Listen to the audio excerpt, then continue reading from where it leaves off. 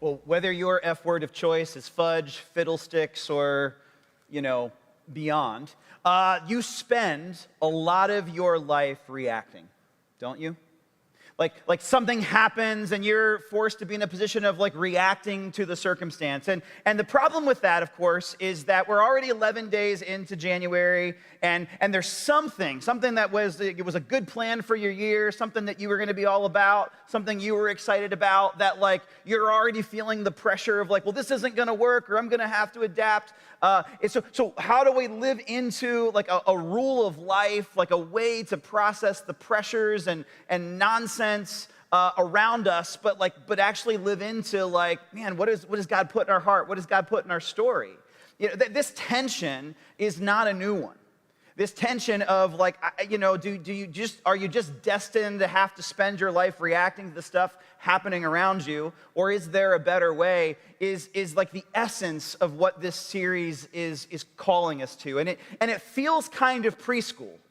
It feels kind of elementary to talk about some of these things, but I think what Paul is encouraging Timothy, and by proxy, Timothy encouraging this Ephesian church living in this city in the first century that would have been on the list of hey, if you're under 25, here's one of the top cities to go to find yourself and build a life. To say, hey, there is an invitation to the deeper rhythms, the deeper invitation of what Jesus calls the abundant life, what Paul in that letter calls the life that is truly life. So how do we take hold of it? What are some practices that can help us live into that invitation, even as life keeps happening and we kind of keep feeling the pressure to keep reacting, right? What are those spiritual disciplines that anchor us into a life with God? Last week we talked about just building some friends. We looked at this part of this letter to Timothy, and we saw Paul and Timothy's relationship and said, hey, how can we begin to cultivate some of those relationships in our life? We don't just stumble onto them. How do we begin to build them and find them? And then today we want to look at this idea of flee, which is not just a posture of run away from all the evil stuff, run away from all the bad things. You got to get out of the city. It's crazy in there. You got to get out of Ephesus, man. Find yourself a nice home in the burbs with 2.2 kids and a picket fence and build yourself a life. That's not Paul's definition of flee. His definition of flee is what if we begin to think about the pressures that you're facing there in Ephesus and really begin to peel back the layers of what's forming you and shaping you, and you're normalizing, and detach yourself from some of those things, but still continue to show up in this space.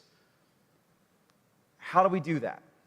So what does this look like in our story, right? So first we have to begin with the idea that this passage has a context.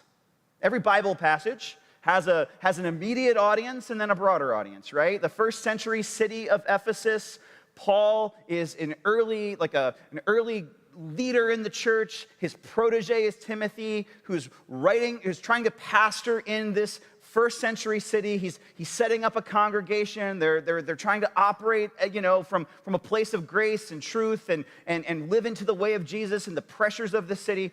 Paul says to Timothy, but you, man of God, flee all this. Right? Now, if I was your English teacher and you wrote that to me, I would circle that and go, well, what's this? Well, Paul tells us what this is above it. So we got to stop for a minute and go, what is Paul talking about that Timothy's supposed to be walking away from or running away from fleeing, right? And the context of the preceding area is a discussion Paul is having with Timothy about false teachers. Now, by false teachers, we don't just mean people that disagree with your viewpoint on a particular secondary issue. People that are well, I have a different opinion about this than you. That's not what actually Paul's talking about. Not everyone that disagrees with you is a false teacher, okay? In this particular case, there is a group of people co-opting the kingdom and ministry of Jesus and integrating it into a very quaint picture of the Ephesian dream. And they're saying things like, well, this can be yours for $9.99. Think righteous gemstones. Think think call, sow that seed of faith and send me $150,000 and like, we'll send you a cloth that's anointed. Like things like that. With the first century version of like a prosperity gospel that says, you can have this Ephesian dream and you can have this Jesus way, and you integrate them together. And there's people running around preaching and teaching and co-opting a version of Christianity that looks like that in Ephesus. And Paul tells Timothy, that is creating destruction. Look at verse 9. Those who want to get rich fall into temptation and a trap and into many foolish and harmless desires that plunge people into ruin and destruction, right? Like this is not just neutral, this is hurting people. Like this, Tolkien calls it gold sickness, right? The Gilded Age, one of the leaders of the Gilded Age was asked, like, what is the dollar amount that would make you feel like you could finally chill and have some peace and prosperity in the world? And I think it was Rockefeller that said $1 more. Like we know if sometimes the reward for like a higher profile, like a raise or more money and resources, that sometimes that we're more concerned about more things. Like it has the ability to trap us, to distract us, to lock us in. Paul's going, hey, why do you need to flee from this? Because people are getting trapped by it. But it's not just that people are getting trapped, people are getting hurt. There are people that make a lot of money, sometimes leveraging or exploiting other people. Is that still a thing that happens in the world? Yes, it is, right? That is how some people go, well, I don't see it. Like, I don't see it. Well, hold on. Paul says, hey, you have to pay attention to this because you might get trapped by it, but it's also hurting other people. It might lead them to some kind of place of exploitation, but another thing it's actually doing is wandering people away from the faith. It's not leading them to the beautiful life that is truly life. It's leading them to like a co-opted picture of the Ephesian dream that looks a lot more like the Ephesian dream than the way of Jesus. So just like in 2026, we might have people that go, I don't really know about coming to your church because I see some stuff out there done in Jesus' name that I just don't vibe with, that don't look a lot like the ministry of Jesus as far as I understand it. I'm not really down with this. And in the same way it might happen in 2026, it's happening in the first century. There are people that are drawn to it and are distracted by it and are getting eaten alive by it. But then there's also people going like, if that's what this is, I'm out. So Paul says to Timothy, go to these people, fight them. Get in their face, get in their grill. He doesn't say that, which is interesting because Paul loves to argue. I don't know how much of Paul you read. Paul doesn't mind having arguments. Paul is pretty convinced most of the time he's right. Paul doesn't tell Timothy, go downtown, set up a debate, and like eat these dudes' lunch. But you, man of God, flee all this. Meaning this, pay attention to your own formation here. Because just like this is a thing that can drift other people into this trap, this can happen to you too. That there's well-intended people that wake up in the morning and are just trying to feed their family, that drift into a place of getting sucked into this trap. And if you're going to live here in Ephesus and you're going to participate in the way of Jesus here, you need to drink from a different stream. There has to be a different source of life. So what are we trying to flee? We're trying to flee the self-sufficiency, the status, the obsession with stuff, the spiritual compromise that a love of money in Ephesus is causing. Whether it's overt or like subtle and socially acceptable. Pay attention, Timothy. Don't flirt with it. Flee it. This is the same word, this flee, this Greek word, is the same word that is used in Matthew 2 when Jesus is forced out of out of Israel, right, to go to Egypt with Mary and Joseph when Herod gets full Herod and begins to like create genocide. We're stomping out firstborns. Mary and Joseph have to flee. The same word is used here. Now, Paul doesn't tell Timothy, get out of the city. So it's talking about something more metaphorical, right? But take the intensity by which Mary and Joseph and Jesus had to flee an authoritarian, and you take that same level of intensity and your differentiation from how other people who are muddying the gospel, you flee. You don't flirt with these pressures. You pay attention to how this thing is shaping in you. So flee all of this.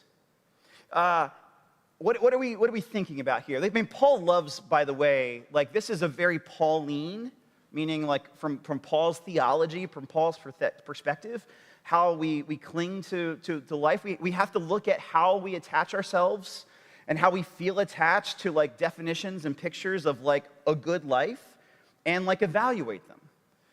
So fleeing might mean running the opposite direction in the sense that there's just things that we reject.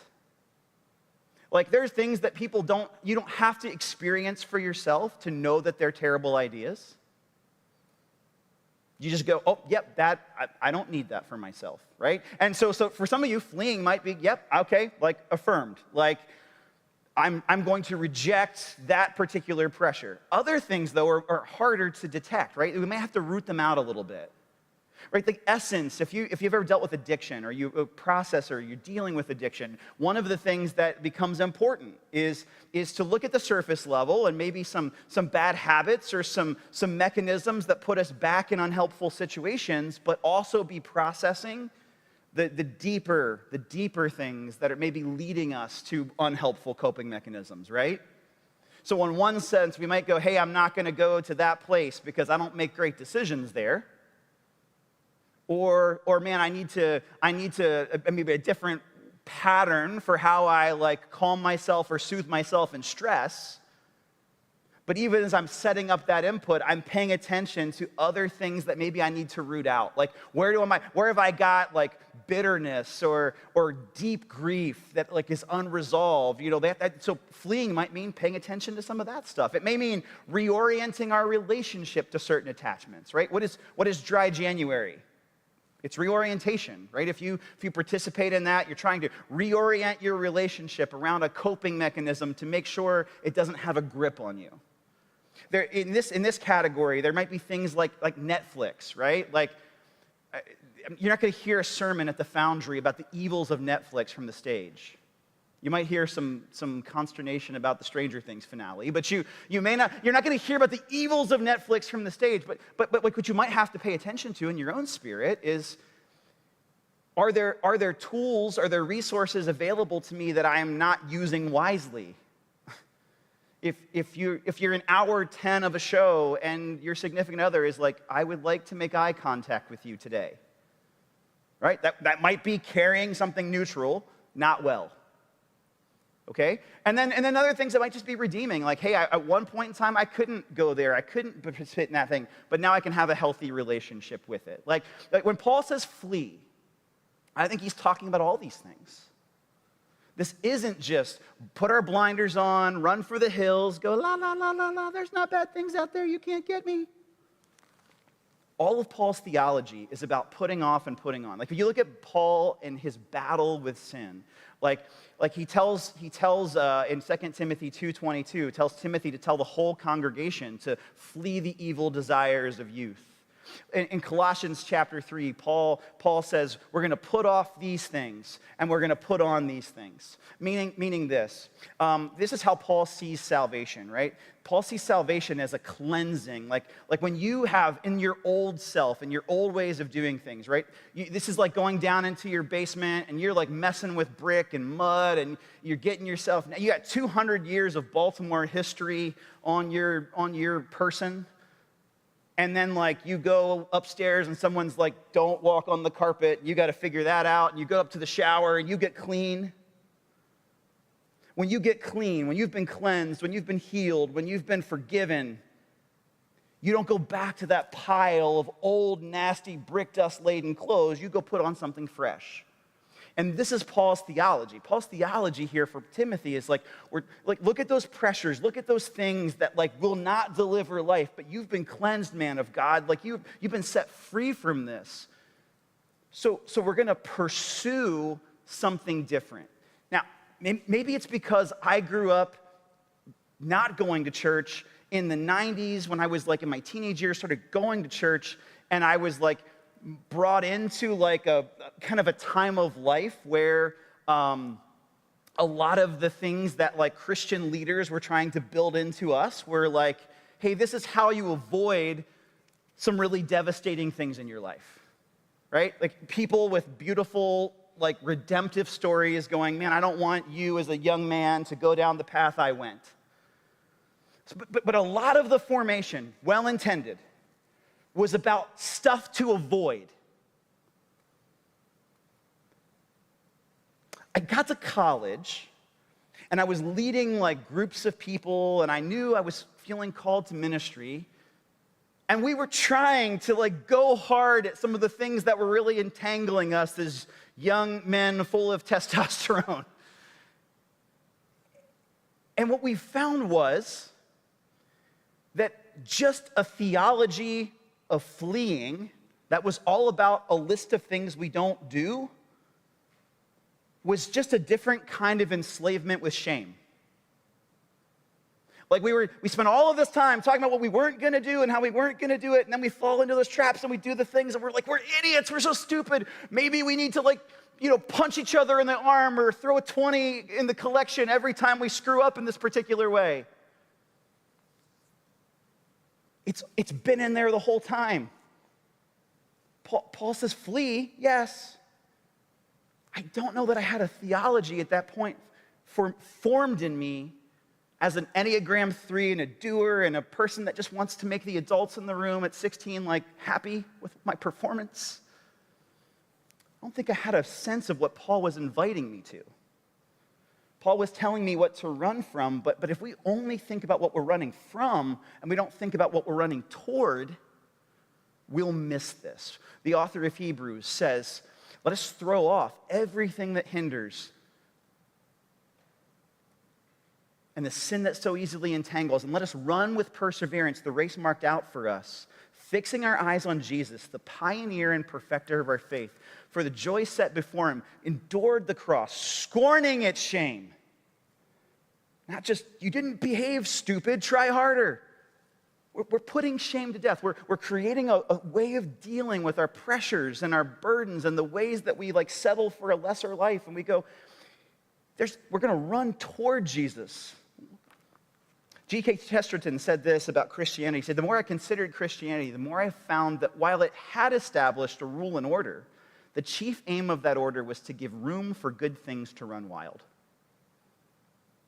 And when we think about, so if you're hearing the message of flee, and all you're hearing is, well, here's another sermon about all the things that people like me aren't supposed to do. I am not a perfect communicator, but that's not Paul's invitation. And I have projected a lot of that. I've spent a lot of my Christian experience projecting a lot of that, behave yourself, stupid, into Paul's writing. Flee and pursue. Pursue what exactly? Pursue righteousness, godliness, faith, love, endurance, and gentleness. Thank you for those SMART goals, Paul. If you're in leadership, you're often encouraging people to make SMART goals. What are SMART goals? Ones that are specific, ones that are measurable, ones that are action-oriented, right? Ones that have you can fill in the blank. You can auto-fill this, right? I don't see SMART goals on this list. But maybe that's the point. See, the Pharisees, they thought they could SMART goal their way into relationship with God. What these things are all of who Jesus is. righteousness, godliness, faith, love, endurance, gentleness. And hear me, in 2026, when you're like, Scott, what does any of this have to do with the stuff that we're in real world, real time 2026 having to deal with? Well, you might need a little endurance in 2026, do you not? The long arc of the world bending towards justice. You might need a little bit of endurance. What's going to give you the strength to endure?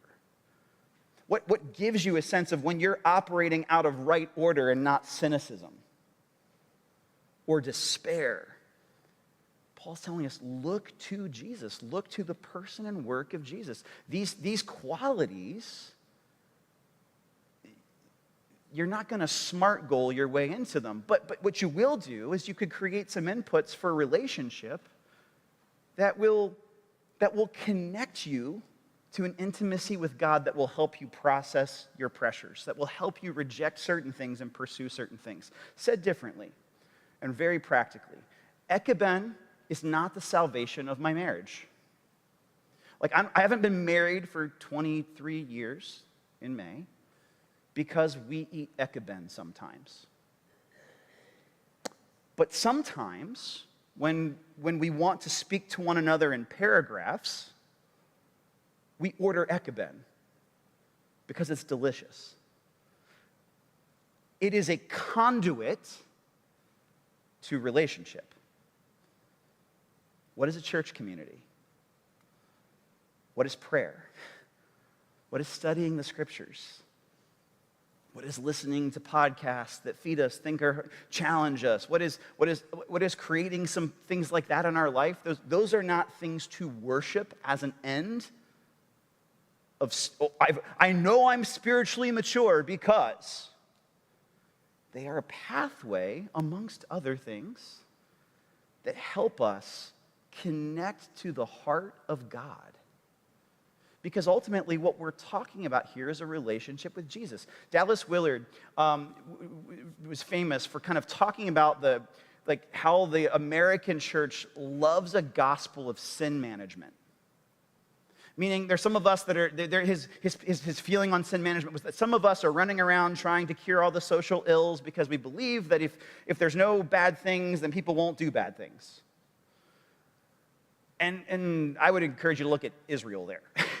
But how do we fight for justice without being cynical? The other approach is like, if I can deal with the stuff in my own heart, then maybe I will be less of the contributor to the mess.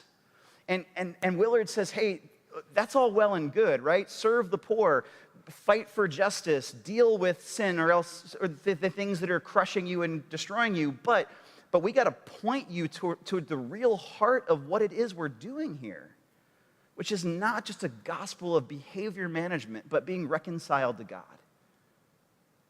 That God loves you, that God desires relationship with you, that God isn't just interested in taking the yoke of life in Ephesus that's exhausting, weary, and you never think that you're going to make it, and then just dropping a more exhausting version of it with Christian overtones on you. To walk freely and lightly and free of shame is the invitation of what Paul's talking about. And that pushes us to probably think about some ways that we really are probably flirting with a good life, and as far as like what it means to live in Ephesus, and how we could maybe find a greater freedom pursuing the life that we would find in Jesus. But what it does do is it reorients our relationship to those pressures and those shoulds, beyond a gospel of sin management and into an anchored life with God. What are some spiritual disciplines that anchor us in God? This will be week 3 of talking about this particular passage from the Message in Matthew 11, because it kind of feels like I'm leaving you with what are we actually calling one another to here? You might agree with me, but what are we actually calling one another to when we talk about the things we're talking about this morning? Matthew 11, which we said on Christmas Eve, is part of that, you're part of the song of Christmas. You're an instrument of peace in 2026. Okay, what on earth does that mean? Look at the invitation of Jesus. Are you tired, worn out, burned out on religion? Come to me. Get away with me and you'll recover your life. I'll show you how to take a real rest. Walk with me and work with me. Watch how I do it. Learn the unforced rhythms of grace.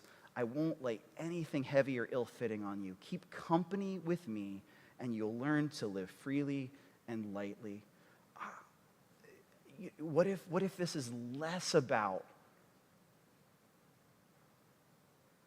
God's going to come into the room, look busy, and really believing and living into this invitation that God will create a way for us to come to him, that God desires a relationship with us, that learning to walk in the way of the life of Jesus is a lot more like a good apprenticing relationship where someone's like, yeah, you try again. Like, you can do this. I'm going to help you walk in this. I mean, here's the reality. There's probably some area of your life where you're trying to trust that the way of Jesus is actually a pathway to freedom. Whether that's how you approach relationships or finances or how you're dealing with some kind of addiction. Like we're going to spend a lot of the rest of our life wrestling with these things. But the beauty of relationship is that we have this thing to come back to. The get away with me part of that passage does give us a reminder that there's some inputs that we can create in our life and story that help us, right? The beautiful, disappointing, hopeful course is not a fix for all of your spiritual questions, but it might be a place where you ask them. Manuary is not going to be the cure for every existential question a guy has about the universe, but it might be a pathway where there's a couple other people that okay, I'm not alone. I'm not the only one that's asking this question. A neighborhood group is often a group of people that are right in the middle of the pressures of a week. Like, it sounds good on a Sunday to say, hey, don't live for the bottom line. But what does that mean on a Tuesday when you just got a review for your Q1 sales and you're like, oh, crap. It's no good. It's going to be rough. And then ultimately what all of this is about keeping company with Jesus. That Jesus desires relationship with us. I'll end here. If you go to Genesis chapter 3 and you read the account of Adam and Eve in the fall, what do you have? You have a group of people, Adam and Eve, who choose the lie of the serpent over the heart of God, and then immediately shift from from a union and an integrated life with God to a fractured one, right? And in that fracture, they blame one another, they hide, they cover themselves up in shame, and God goes to them and goes, hey, where are you? As if God can't find them, right? But that covering up, that shame, is a lot of, I think, how you might look at a passage with Paul telling us to flee. Behave, you idiot. Why can't you get this right? God tells Adam and Eve that he's going to make war on this fracture, on the snake. And so compare Jesus and the crucifixion to Genesis 3, right? Adam and Eve cover up in their shame. Jesus is stripped, beaten, laid bare, crucified, in an attempt to shame. And when the religious leaders and the Roman authorities go, yep, we did that. Did you see that? Mess with us. Choose our picture of life. What the Bible teaches is that, no, it didn't kill Jesus. That Jesus conquered that shaming. That the invitation of coming to me is to walk in a freedom of covering up, blame shifting, wondering, well, if you only knew the real me, I don't think you'd invite me to this table. To say, no, what if I cleaned you? What if I paved a way for you to get there? Would you get there then? And that's what we want to walk in communion, receiving that invitation. That the life that is truly life is available to us, not because you did it perfectly the past 7 days, but because God loves you and desires relationship with you. And to really receive that, to walk in that, helps us process the pressures of our time. So when we come to the Lord's table and we receive of bread and cup, that's what we're receiving. Receiving God's presence, walking in God's forgiveness, and letting it free us towards a different way to see the pressures and the things that we call life. There's 4 stations in this room. I'll pray for us. And as we do that, like this is what all of this is leading to, this beautiful invitation available to us through the person and work of Jesus, one who has the power to conquer sin and shame. Would you put your trust in him? Could we put our trust in him as God's people? Lord, would you help us with this? I know in my own story, all the ways in which the thing I said sounds simple, and there's some sore spot in my heart that pushes against it. There's some other pattern of finding life. Or some place where we've run from something for so long, we're not really even sure what to run to. We look to an empty cross and an empty tomb. And we wrestle today with whether or not we can really receive this invitation in you. Meet us here. Challenge us, encourage us, help us, strengthen us. Help us look to your character, your godliness, your righteousness, all of who you are. We see it in you. Help us to receive it. Amen.